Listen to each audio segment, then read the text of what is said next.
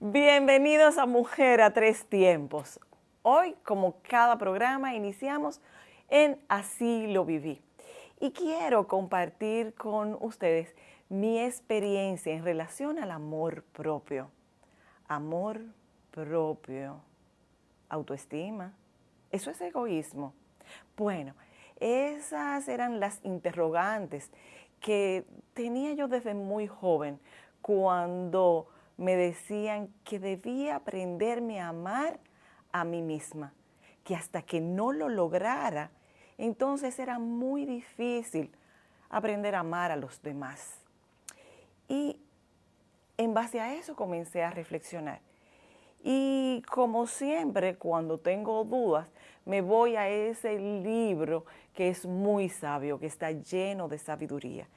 Y cuando me fui a los mandamientos, decía que el primer mandamiento era amar a Dios sobre todas las cosas. ¿Dónde vive Dios? Llegué a la conclusión que Dios vive dentro de mi corazón. Que amarme a mí es casi como amar a Dios. Por eso, el segundo mandamiento, pues era amar al prójimo como a sí mismo. Si no me sé amar, entonces era lo que me decían, era verdad, ¿cómo voy a amar a los demás? Entonces, le pregunté a mi hermana, ¿cómo yo sé que alguien me ama? Entonces me dijo, el que ama, protege, el que ama, cuida, el que ama, respeta, el que ama, provee. Entonces, ahí llegué a la conclusión de que la gran responsabilidad de mi cuidado, del cuidado y el respeto de mi cuerpo, del cuidado y el respeto de mis emociones, era responsabilidad mía. El que ama, cuida. Entonces debo cuidar mi alimentación, debo cuidar mis pensamientos, debo cuidar mis emociones. El que ama, provee. Entonces, manteniendo la humildad, la generosidad, debo saber que también debo proveerme el afecto, proveerme incluso las necesidades materiales, sin ser egoísta, siendo solidario, siendo pues afectuoso con los demás. Cuando ya esté llena de amor por mí misma, de respeto, de cuidado, de protección, de provisión, entonces estaré lista pues para ofrecer todo eso a los demás, porque eso va a desbordar y mi amor, mi alegría, mi satisfacción sencillamente se va a irradiar. Así que te invito a que cada día practiquemos pues el amor propio. El dominicano, cuando quiere puede, lucha como nadie para progresar. En su corazón la esperanza crece, sabe que la fuerza está en la unidad. Dominicana, dominicano, somos vencedores si me das la mano. Dominicano, dominicano, pasamos del sueño a la realidad. Dominicana, dominicano, somos vencedores. La vida es como una carrera, una sola, en la que cada día damos la milla extra y seguimos transformándonos, porque lo más importante no está en lo que hicimos, sino todo lo que hacemos para ser invencibles. Banreservas, el banco de todos los dominicanos.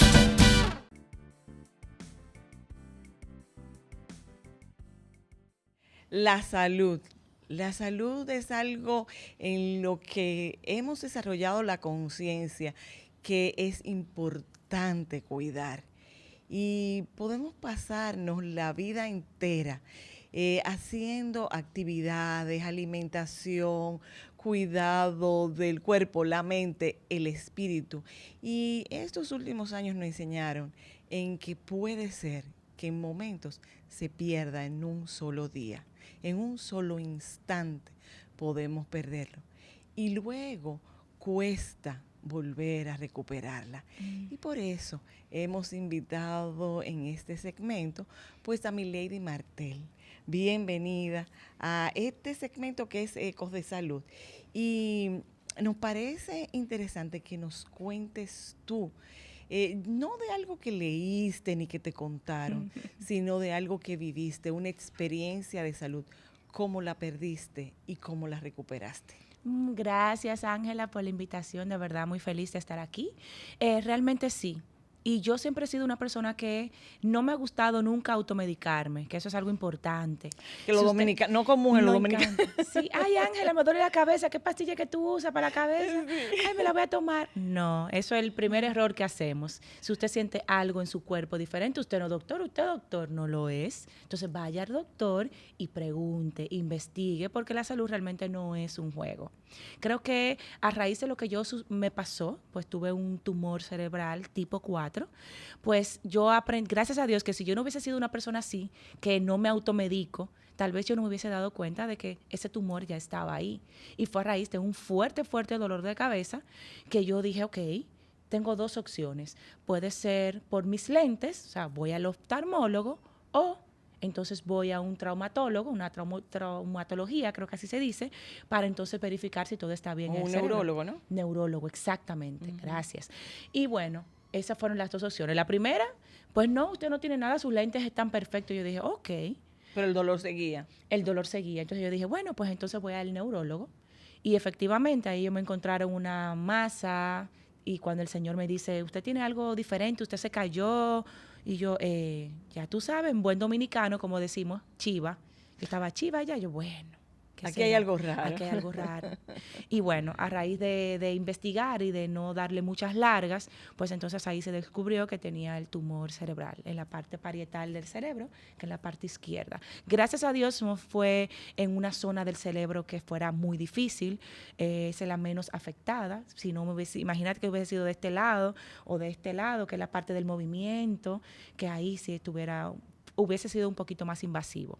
Entonces ahí te sometiste a un tratamiento que en temas de tumores suele ser muy invasivo, ¿no? Totalmente. Yo tuve 30 quimioterapias y 30 radioterapias, que era específicamente en esta área. Si te fijas, todavía no tengo todo el pelo, me queda un poquito ya que ha ido creciendo, ¿no?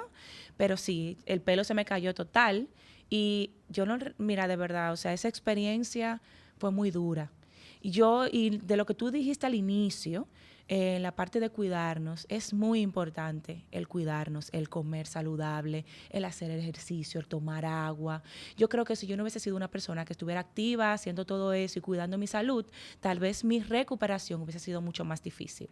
Sí, y cuidar mis sentimientos, mis emociones, mis pensamientos. Totalmente.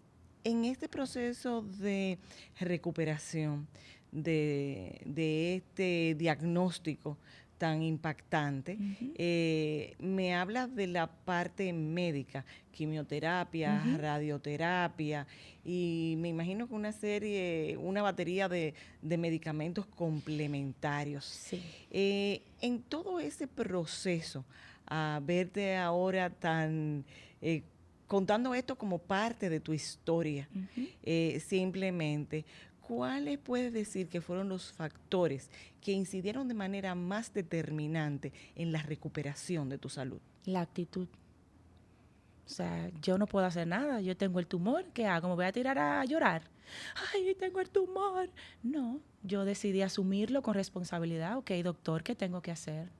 Bueno, tenemos que retirarlo, ok. ¿Y qué tengo que hacer yo? Bueno, tienes que hacer esto y esto. Yo seguí lo que me decía el doctor y confié en Dios. Yo, papá Dios, yo estoy haciendo mi parte y tú haz la tuya. Obviamente no te voy a decir que no lloré, no te voy a decir que hubieron momentos de mucha ansiedad, porque yo soy una persona muy independiente y tener que parar de hacer todas mis actividades, que la gran mayoría son físicas, me asustaba. Pero yo siempre decía, ok, papá Dios, tú eres el que sabe. Y a veces no tenemos miedo a pasar situaciones duras porque tenemos miedo a morir, por ejemplo, pero eso lo más claro que tenemos es eso. Nos vamos a morir algún día. Entonces, yo me aferré a papá Dios, a mis doctores, confié en ellos y me abrí a vivir esa experiencia de la mejor manera y en paz. Creo que Dios me ayudó bastante a darme ecuanimidad y tranquilidad. Cuando habla de vivirlo de la mejor manera, aparte de seguir las recomendaciones médicas, ¿qué hacías? Y creer en Dios. A mí me gustan mucho las canciones cristianas. Pues yo en ese proceso no quedé un poquito ciega, no podía usar las redes sociales. Y obviamente cuando tú pasas por un proceso que tiene que ver con el cerebro, tú te das cuenta de todo el daño que le hacemos al cerebro. O sea, hay personas que duermen con el teléfono al lado, con una musiquita, y mi oncóloga me decía, y mi neurocirujano, es que el cerebro no descansa. Cierto. Tú necesitas estar en silencio, quitar toda la tecnología y alejarla de tu cuarto. Esa radiotransferencia, creo que así se dice, hace daño en el cerebro y no descansa. Mira, este es tu tiempo, pero debo aprovechar porque sí, es cierto.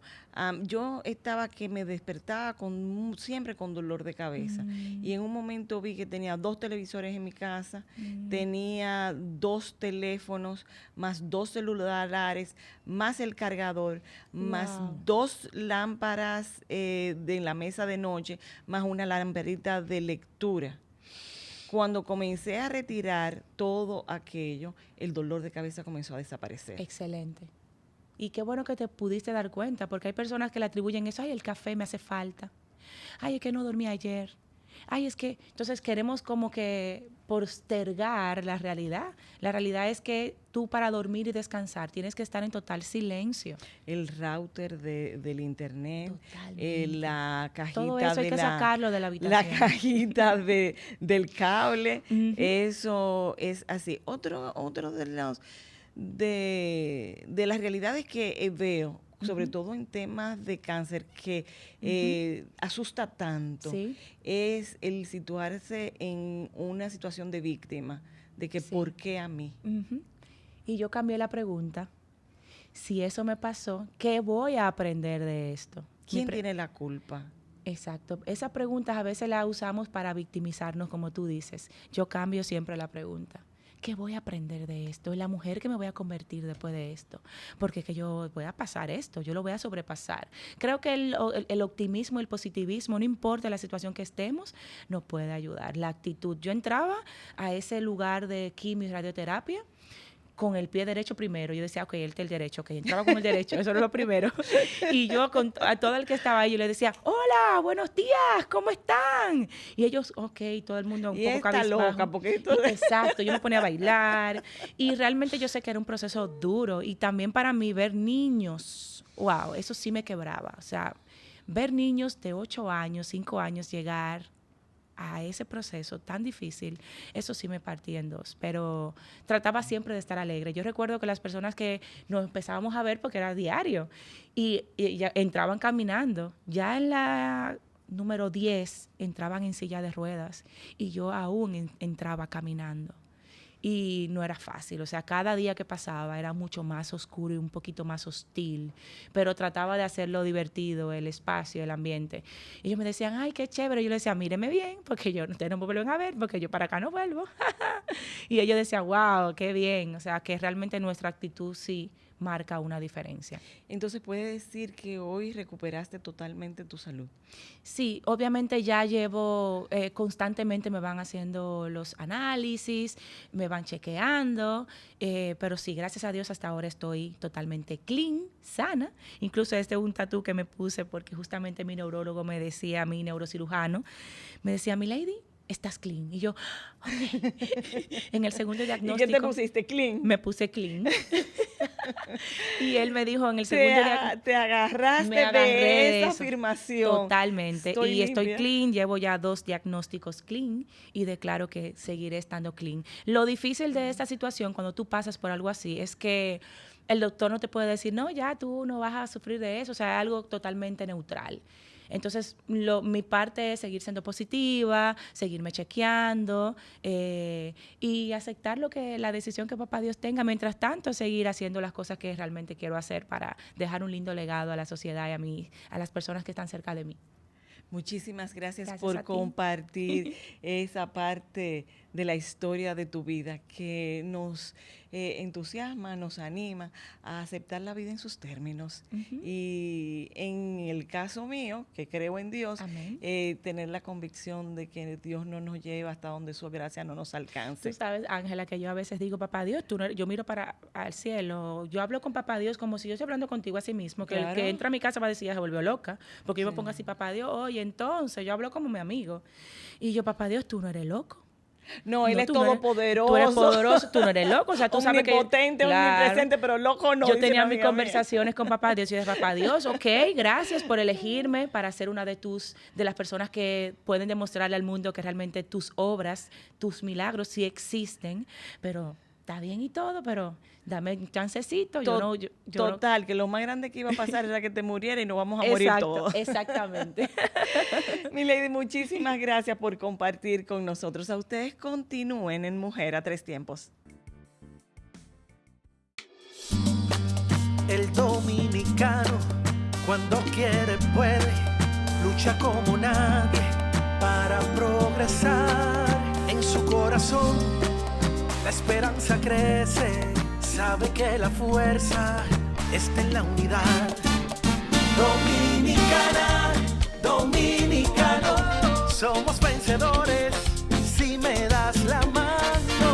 Dominicano, dominicano, pasamos del sueño a la realidad. Dominicana, dominicano, somos vencedores. La vida es como una carrera, una sola, en la que cada día damos la milla extra y seguimos transformándonos, porque lo más importante no está en lo que hicimos, sino todo lo que hacemos para ser invencibles.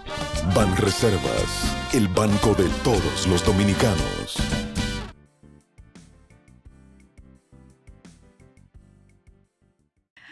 Ha llegado el momento de buscar el balance positivo a esas situaciones que nos impactan de manera directa y no le vemos la salida. Mucho ha crecido el mundo, se ha desarrollado tecnología y muchas cosas, pero las básicas siguen siendo un dolor de cabeza y más post-pandemia. El mundo parece que está ocupando su mente y preocupándose por la posible escasez, la carestía y, por supuesto, el que el dinero no alcance para nosotros poder cubrir nuestras necesidades y estar vivos y felices. Para esto y para buscar este balance positivo, he invitado a Raúl Hernández, quien es un doctor en economía, que sabe mucho de números, de inversiones, de todas esas cosas, para ver si nos encuentra el balance positivo a esta situación, a esta daga que blande sobre nuestra cabeza. Raúl, gracias por sacar de tu tan escaso tiempo para compartir con nosotros y nos busque una luz en qué debemos hacer, dónde podemos poner nuestros esfuerzos ante estas amenazas de hoy día. Bueno, primero, Ángela, muchas gracias por la invitación. De verdad que es un honor estar aquí y el tiempo se saca. El tiempo se saca cuando las cosas son importantes. Y hoy estuve escuchando un podcast realmente, que nunca lo había escuchado, donde realmente tenemos que cambiar el enfoque del tiempo a un enfoque de energía.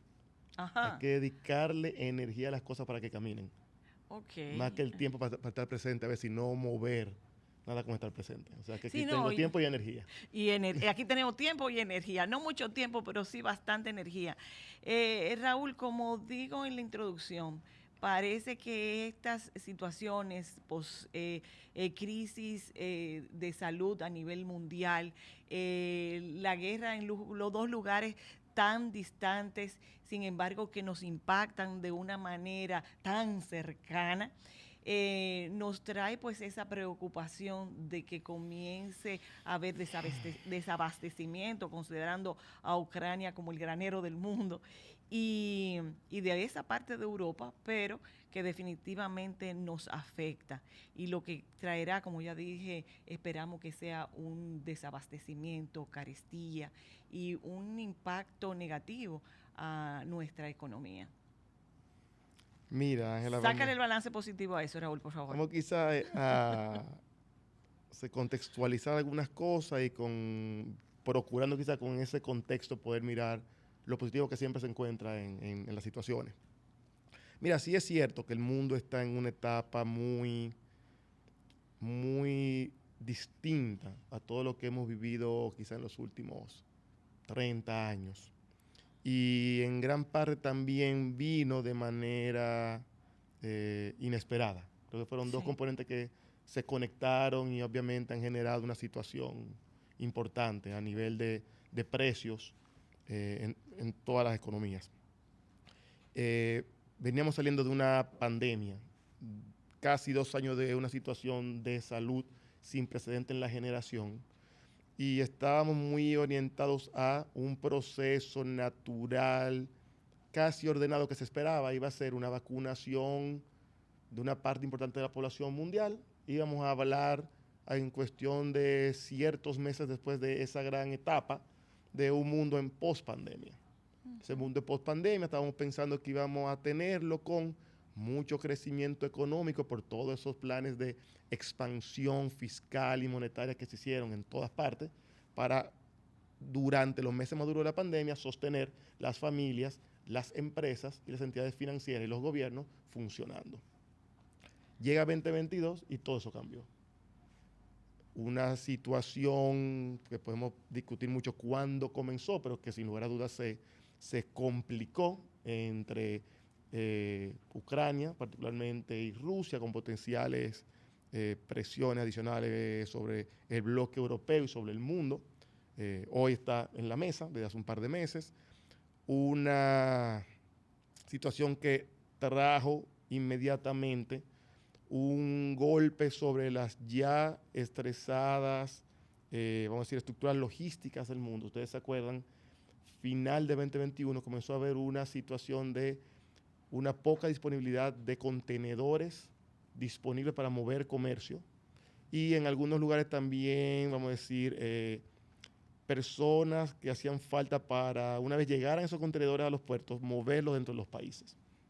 A eso se le sumó un petróleo que comenzó a encarecerse, una serie de sanciones comenzaron a ponérsele a Rusia, un productor importante de petróleo, y directamente también una zona que tenía un rol importantísimo en la producción y cotización de cereales en el mundo. Petróleo, combustibles y comida se interrelacionan mucho más allá de lo que muchos de nosotros pensamos. Y recuerdo haber estudiado un libro bien pequeñito, se llamaba Comiendo combustibles fósiles. En el 2008 lo leí, cuando, ¿se acuerdan? Esos años medio también de estrés, porque el petróleo llegó a tocar los $150 el barril. Y te interconectaba por qué el combustible era tan importante para la comida a gran escala, por los fertilizantes, por muchas ahora estructuras que necesitan estar climatizadas, por el transporte, y también uno termina comparando mucho de estos productos en lugares que están climatizados y tienen ciertas cadenas de frío muy organizadas. Entonces, cada vez más, y en un contexto de globalización, que algo producido en cualquier parte del mundo se va a otro, la transportación y los combustibles tienen un rol importante en el precio de los alimentos que uno consume. Y en ese contexto nos agarró esta situación geopolítica. Esto tú le sumas el temor que ha comenzado a generar en el mundo financiero, el retiro gradual de los estímulos que se dieron con la pandemia, y esto ha combinado de estas dos grandes olas, el tema geopolítico, la preocupación financiera, porque esto se comienza a dar en un entorno ya de una inflación por encima de cualquier meta de cualquier banco central y personas sufriendo lo que es hoy la inflación que más duele en el bolsillo. Sí. Comida, transporte, electricidad. Y esto es una realidad. Y con ello estamos teniendo bancos centrales y gobiernos organizándose, buscándole una salida a algo que no necesariamente los bancos centrales están estructurados para lidiar con esto. Okay. Y crea una incertidumbre. Esa incertidumbre que en vez de permitirnos desarrollar nuestra creatividad y buscar soluciones, pues nos paraliza. Sí. Entonces, ¿cuáles serían tus recomendaciones ante esta situación que ya muchos conocemos y otros tantos ya están sufriendo el impacto de todo esta crisis una detrás de otra? Sí. Mira, yo a nivel personal, yo entiendo que es un momento para ser muy propositivo. Yo hice el ejercicio en la pandemia, muchos de nosotros nos pusimos de alguna manera más conscientes de separar qué es necesario de qué es accesorio en mi estilo de vida.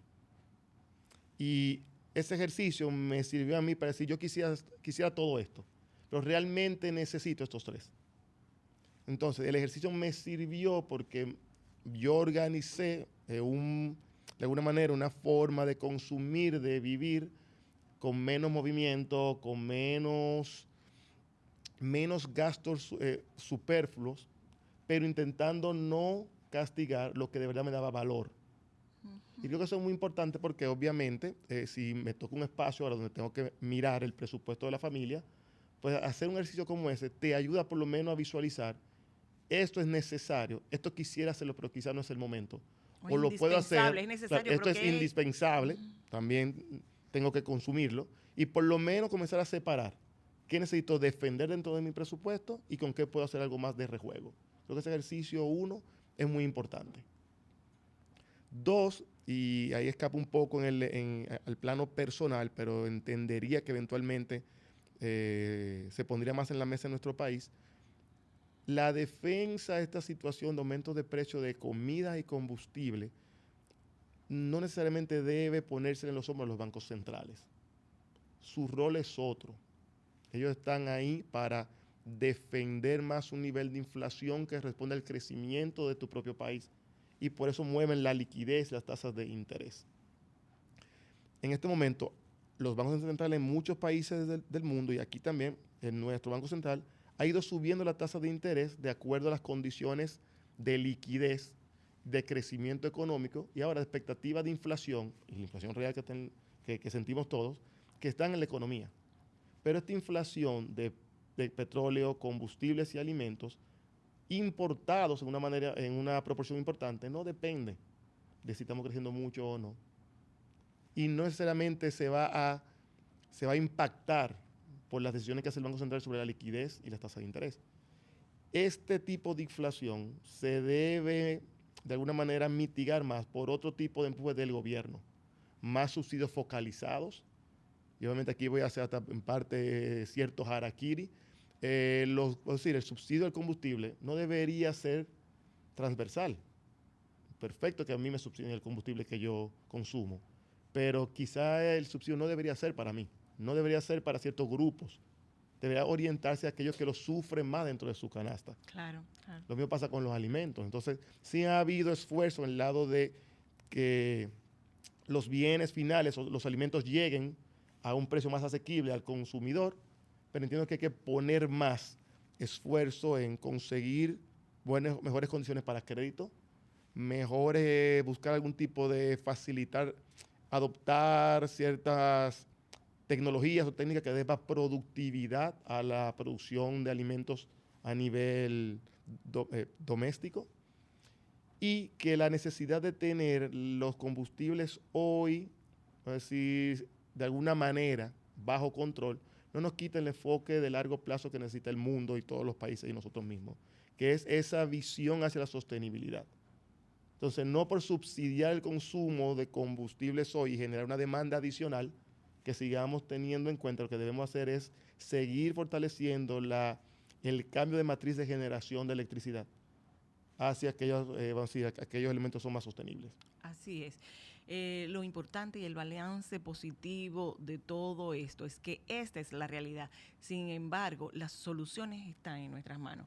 Te comprometo, Raúl, a otro balance positivo muy pronto, porque estos son temas que hay mucha tela por donde cortar y mucho que aportar. Gracias por aceptar la invitación, por estar con nosotros. Ya él volverá. A ustedes, mientras tanto, continúen con nosotros. El dominicano, cuando quiere puede, lucha como nadie para progresar. En su corazón la esperanza crece, sabe que la fuerza está en la unidad.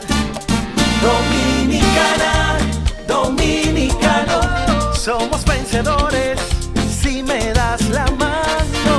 Dominicano, dominicano, pasamos del sueño a la realidad. Dominicana, dominicano, somos vencedores. La vida es como una carrera, una sola, en la que cada día damos la milla extra y seguimos transformándonos, porque lo más importante no está en lo que hicimos, sino todo lo que hacemos para ser invencibles. Banreservas, el banco de todos los dominicanos.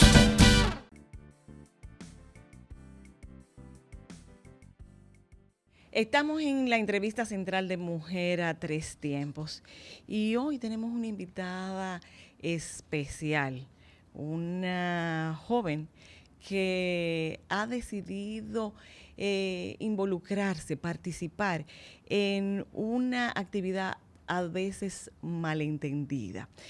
Y vamos a hablar de política, vamos a conversar con Liz Mieses.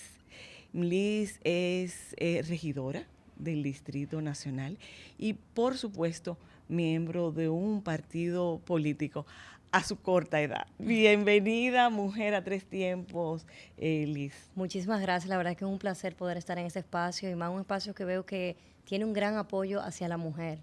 La verdad es que feliz de poder estar aquí. Sí.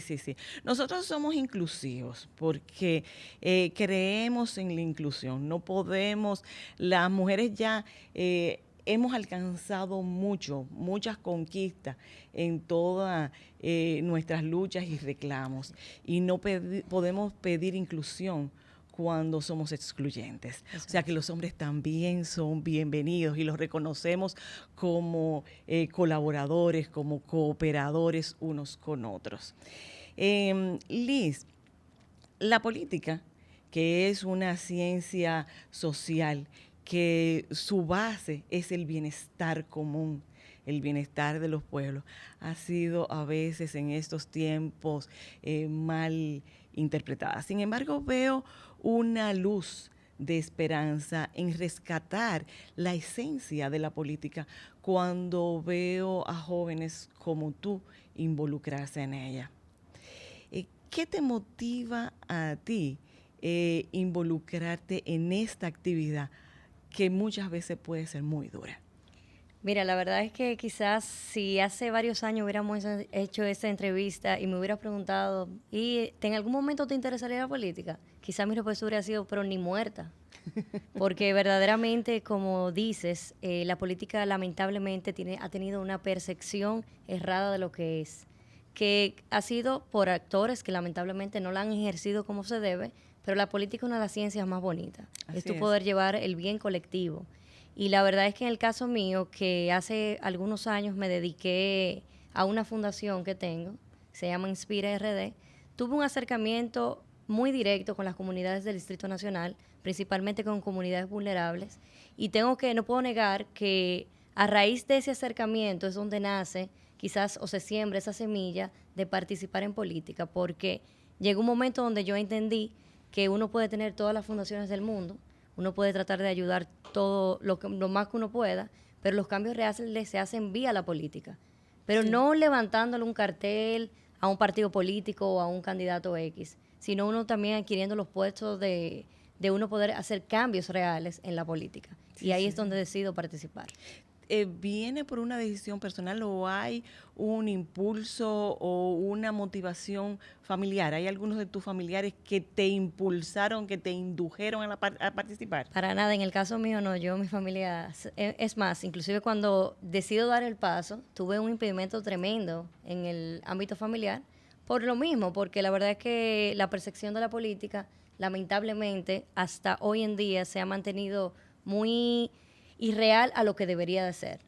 Pero yo quise participar de manera particular, independientemente de eso, y no hubiera querido tener familiares que me impulsaran mucho antes.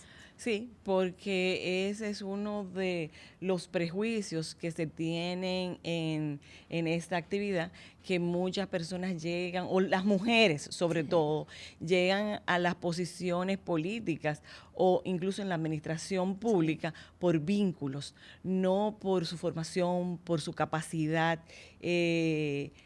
de formación en el área y la sensibilidad que se requiere para hacer un trabajo de este tipo. Cuéntanos de tu experiencia cuando llegas a la política y todo lo que has tenido que hacer para lograr hoy día ser regidora. O sea, que comenzaste desde abajo, o sea, tú estás haciendo carrera. Sí, sí. La verdad es que en el caso mío, mira, ahorita hablábamos de inclusión y hay un discurso de que las mujeres, que nos falta muchísimo todavía por hacer, por llegar, eso es verdad. Pero al mismo tiempo yo siento de que hoy tenemos unas mujeres totalmente empoderadas, que indiferentemente de lo que pueda pensar cualquier otro, nosotros tenemos la capacidad de hacer lo que nosotros nos plazca. Y en el caso mío tuve la oportunidad quizá de trabajar muy directamente con muchos hombres en equipo, trabajando de la mano, trabajando al lado de mí, que eso también me ayudó muchísimo en el tema político, que es la verdad es que el sector político es un sector difícil. Pero te puedo decir que he recibido una aceptación tremenda, me incliné hacia un partido que verdaderamente tiene puertas abiertas a la juventud y a la mujer, y que en este partido en el cual pertenezco me han dado la oportunidad de poder desarrollarme como joven, como mujer y ahora como política, en el cargo, pero también en la campaña. Ok. Ganas la regiduría, ¿verdad? Por el Distrito Nacional. ¿En qué proyectos estás involucrada? Mira, yo en la campaña, te cuento brevemente, cuando yo entro al partido, se hacen que decido aspirar. Obviamente, yo ni siquiera conocía el término de regidor. Yo no sabía lo que era un regidor, no tenía idea de lo que era eso. Y precisamente por una persona que se acerca a mí, me dice, mira, tú debes de aspirar a algo, tú debes de irte por el Congreso o por la municipalidad. Le digo yo, pero ven aquí, ¿cómo yo voy a entrar en política a aspirar a alcaldesa de una vez? Eso sería una locura. Uno tiene que ir haciendo escalafones también en la política. Me dice, no, pero hay otras cosas como la regiduría, una regiduría concejal de aquí del Distrito Nacional. Y me llamó mucho la atención porque cuando ya empecé a empaparme de lo que era un regidor, de cuáles son las funciones de los regidores y de que, por ejemplo, aquí en el distrito nosotros tenemos 37 regidores. Okay. El distrito se divide en 3 circunscripciones, yo pertenezco a la número 1, que contamos con 13. Y me llamó tanto la atención saber que existen 13 regidores y que uno como munícipe, como ciudadano, muchas personas no tienen conocimiento del mismo, ni siquiera lo conocen, que era el caso mío en ese momento. Y la verdad es que ver las competencias de los regidores, yo me sentí totalmente identificada porque el regidor es el enlace más directo con las comunidades, con la gente. Y dije, bueno, en el caso mío creo que lo ideal sería una aspiración a la regiduría. Participé de las internas del partido, que fueron unas internas cerradas, solamente para las personas inscritas, que en el caso mío fue un gran desafío, ya que por yo ser nueva, no venir de una familia política, y obviamente no haber tenido cercanía en temas partidarios nunca, se me hizo muy difícil porque yo tenía que contar con un voto que no me conocía, ni tampoco tenía el tiempo pero gracias a Dios salimos victoriosos, salimos bien de esa primaria, y ya cuando pasamos a las elecciones de verdad, o sea, las elecciones generales, pudimos llevar una campaña muy diferente, una campaña de propuestas, que entre esas propuestas yo creo que mi buque insignia, o por lo menos la propuesta que a mí me enamoró, fue una que desarrollamos que se llama Mi Barrio Cultural.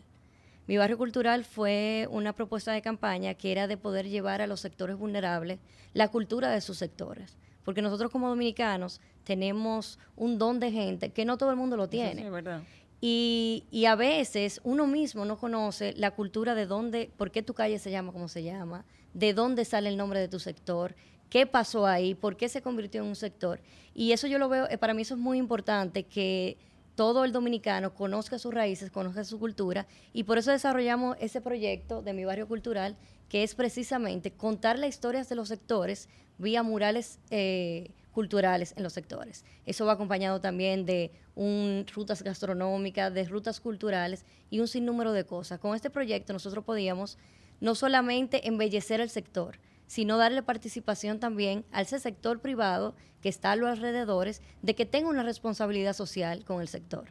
Y así lo hicimos. Te puedo contar que ya desde que asumí, como dicen vulgar, enfoqué todos los cañones a que eso se convierta en una realidad. Y mi primer barrio cultural lo pudimos inaugurar el 11 de diciembre del 2020, que lo inauguramos precisamente. Medio de pandemia. Sí.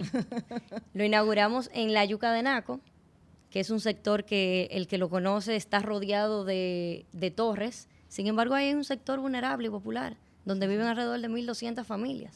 Que juegan un papel determinante en muchos de los aspectos de ese entorno. Pero claro, de trabajo, todos esos restaurantes, la mayoría de restaurantes que hay en los alrededores del ensanche Naco.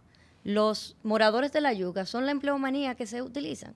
Entonces, Mi Barrio Cultural, ya al día de hoy hemos podido colocar en más de 7 sectores de la circunscripción número 1, ya hoy con un apoyo todavía más grande, porque pudimos también involucrar a instituciones públicas, no solamente el sector privado, de que participen y que se hagan eco del mismo. Hicimos, por ponerle un ejemplo, uno de los últimos trabajos que se hizo fue el puente seco de la Avenida Independencia con Núñez de Cáceres, donde hicimos un gran mural que inicia ahí esas rutas. La campaña se llama Mi Independencia Soy Yo, Cuídame, Yo Soy Tu Independencia, y ahí hemos plasmado ya alrededor de 12 murales alrededor de la Independencia, contando la historia de cada kilómetro del mismo. Eso la gente dirá, bueno, pero no es nada nuevo, no es el agua tibia que nos lo inventamos, pero yo creo mucho también en que si nosotros somos un país totalmente turístico, que vive de una economía envasada en el turismo, ¿por qué la capital primada de América también no podemos sacarle ese provecho? Donde hay ciudades como Medellín, ciudades en Perú, ciudades en el mismo Miami, que utilizan esos murales para llamar también una clase turística que visite los espacios y conozca la cultura de su gente. Y por eso este yo lo llamo mi buque insignia, que es Mi Barrio Cultural. No, y veo también la importancia de conocer las características que definen tu entorno, que pueden contribuir a tu identidad, claro, y asirte de esa identidad y sentirte orgulloso. Y perdóname que te interrumpa, ahora que tú mencionas la palabra identidad, es importante también, que eso sí lo tuve muy pendiente y muy en cuenta en los planes pilotos que hicimos. Cuando tú le das también a la gente, porque no es solamente ir a pintarle una pared a un barrio o a un sector o a una avenida, no.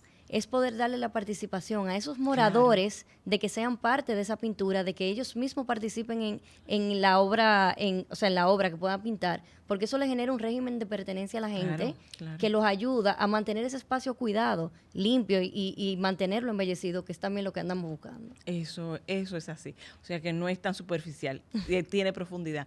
Te voy a pedir permiso, sí, claro, Liz, para que hagamos una pausa en este momento y regresemos para hablar de futuro.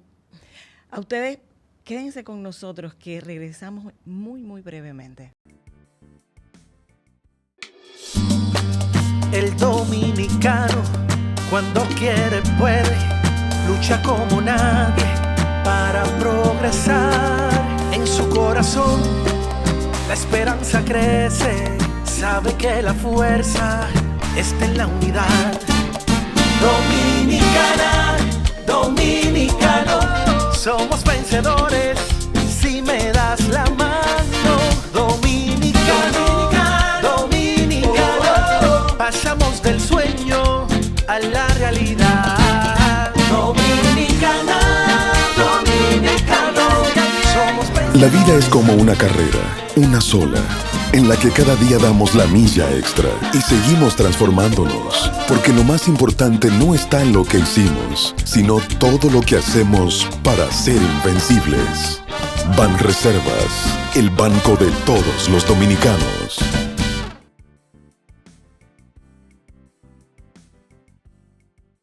Gracias por permanecer con nosotros en Mujer a Tres Tiempos y continuamos con Liz Mieses, regidora del distrito, esta joven que está involucrada en tratar de contribuir a una nueva y mejor visión de lo que es la participación en política.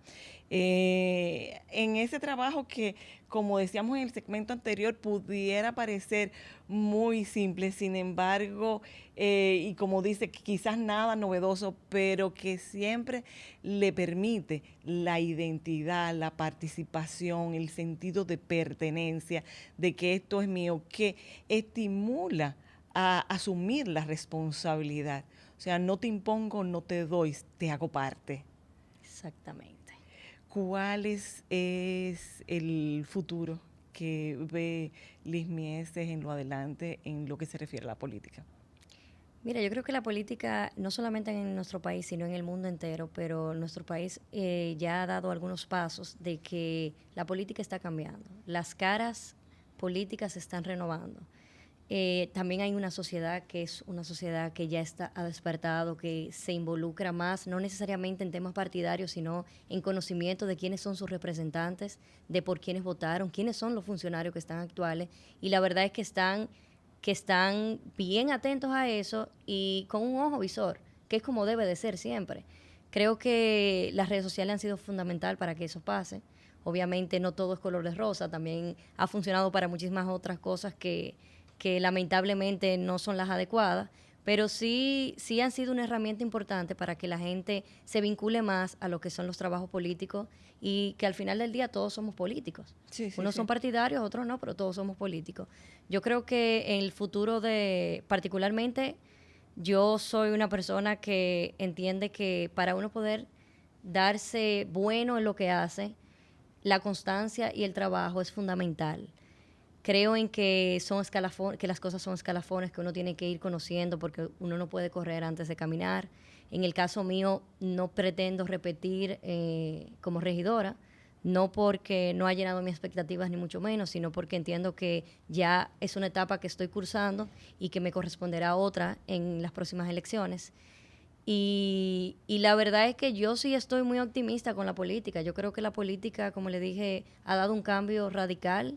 Y lo más importante es que ya la gente se está empapando más y identificándose más con actores políticos que tenemos hoy en día. Sí, y que tú sientes que vamos en camino de asumir esta función. Efectivamente. Como de servicio a toda la comunidad, no al servicio personal. Tú sabes que siempre digo y critico que lo primero que el primer paso que debemos hacer vamos a decirle, las personas que estamos adentro, es cambiarle el nombre de funcionario público. No es funcionario público, nosotros somos servidores públicos. Desde el presidente de la República hasta el suplente de regidor, somos servidores públicos. Que eso yo creo que es la primera parte de que el dominicano entienda que aquí no hay funcionarios, aquí hay servidores públicos que trabajan para la gente y para la colectividad del país. Aunque esperamos que sean servidores que funcionen. Sí, no, obviamente. que funcionen. Es un proceso y es tener fe, confiar, saber elegir y poder reclamar con respeto. Efectivamente. Porque elegimos, y en el momento en que elegimos, no solamente la parte de quien es electo, sino podernos asir del derecho a pedirte cuentas. Pero totalmente. A pedirte cuentas porque te elegí como mi representante. Y tú estás hablando, y tú estás funcionando, estás accionando en nombre de mío, de ese voto que te di claro. La fuerza para que me representaras.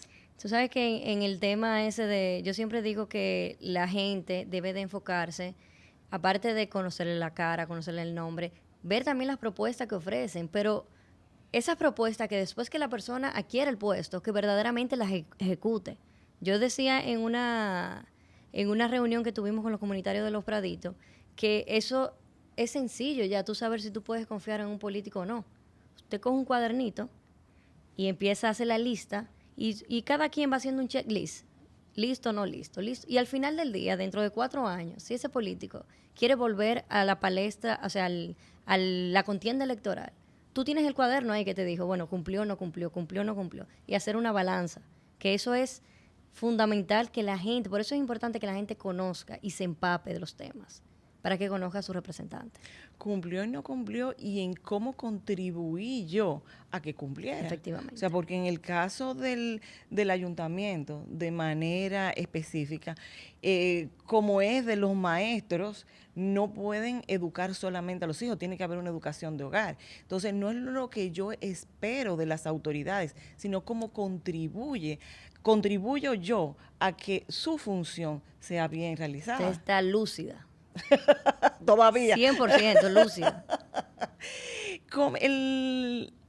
Hablábamos fuera de cámara de la fuerza que significa la juventud hoy día en términos electorales. O sea, la mujer me decías que ya ha aumentado, o sea, somos casi el 52% de la población.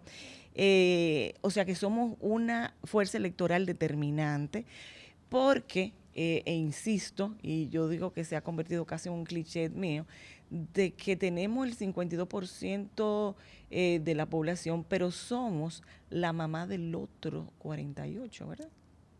O la esposa. O la esposa. O la hermana. O la novia. O la novia, efectivamente. O sea que ejercemos o podemos ejercer una gran influencia.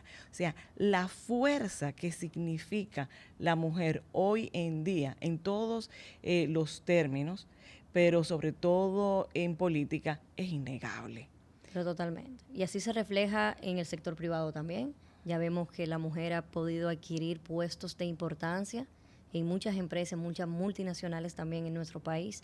Y asimismo en la política. Hoy vislumbramos que por primera vez, después de 523 años, la Primada de América, la capital Primada de América, cuenta con una alcaldesa mujer, que nunca se había... Y eso es algo que uno lo analiza y dice, pero ¿cómo va a ser? Que en tanto tiempo nunca había...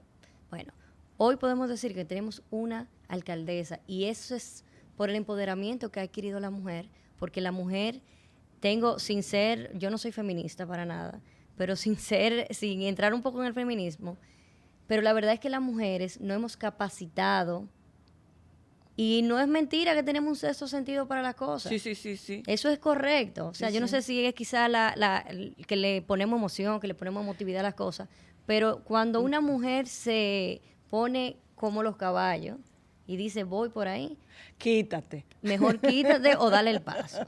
Yo creo que la mujer ha tomado un rol importantísimo hoy y que se va a ver todavía más reflejado en el 2024.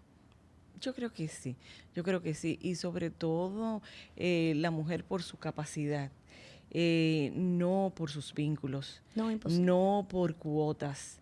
No creo que ninguna mujer debiera aceptar una posición simplemente porque tengo que dártela para cumplir un requisito, sino ser electa, ya sea una posición electoral dentro de la administración, una posición de la administración gubernamental o privada, sino porque tienes las condiciones. O sea, creo que debe ser motivo de vergüenza pensar que ocupo un lugar por un vínculo o por una cuota, no porque realmente puedo desempeñar adecuadamente una función. Eso es así. ¿Qué estamos haciendo para crear conciencia en los jóvenes y las jóvenes de manera específicamente para que se involucren activa y responsablemente en la política? Mira, en el caso mío, yo eso lo tengo muy claro. Yo soy joven, pero no tan joven. Quisiera, como le dije anteriormente, si me hubiera levantado esta chispa que me levantó hace poco tiempo, mucho antes, hubiera sido para mí muchísimo mejor, porque ya tuviera inclusive más experiencia en el ámbito político. Sin embargo, yo tengo muy claro de que la juventud está jugando y va a jugar todavía un rol sumamente más importante del que tenemos hoy en día. Y por eso todos los proyectos, todo lo que yo trato de llevar vía la alcaldía del distrito, lo hago acompañada de jóvenes. Inclusive parte de los proyectos que hemos podido desarrollar es un proyecto que se llama Gestión Municipal Joven, que es precisamente de invitamos a jóvenes tanto de colegios, liceos, jóvenes entre 15 a 19 años, a que participen en el ayuntamiento haciendo unas micro pasantías, pero más que la pasantía es para que se empapen y tengan conocimiento de los roles y de las funciones que se hacen dentro. No solo el regidor, sino el director de planeamiento urbano, el director de espacio público, de que la gente sepa, porque esos jóvenes a veces tienen la chispa y el sentido de querer participar, pero no encuentran los canales para llevarlo a cabo. Y yo he tratado de ser siempre un ente de enlace con esa juventud, con ese primer votante, de que conozca y se empape de las funciones de la alcaldía y al mismo tiempo de lo que es la política como ciencia, de lo que es la política como sentimiento. No puedo negar lo altamente satisfecha que me siento con tu intervención, Liz, porque me da esperanza de saber que tenemos jóvenes y mujeres jóvenes también involucradas de una manera tan responsable y tan incluyente en lo que es el ejercicio de la política. Muchísimas gracias. Creo que hay un reto por delante y es dejarles saber a todos los jóvenes, hombres, mujeres, que es el tiempo de asumir esa responsabilidad para el bien de todos. Espero que sigas creciendo, espero que vuelvas muchas veces más Gracias. a Mujer a Tres Tiempos y que pues nosotros podamos ver en el futuro la posibilidad de una visión y de una participación realmente de servicio y de manera integral en la política. A ustedes muchísimas gracias por estar con nosotros y por habernos acompañado en Mujer a Tres Tiempos. Será hasta el próximo programa.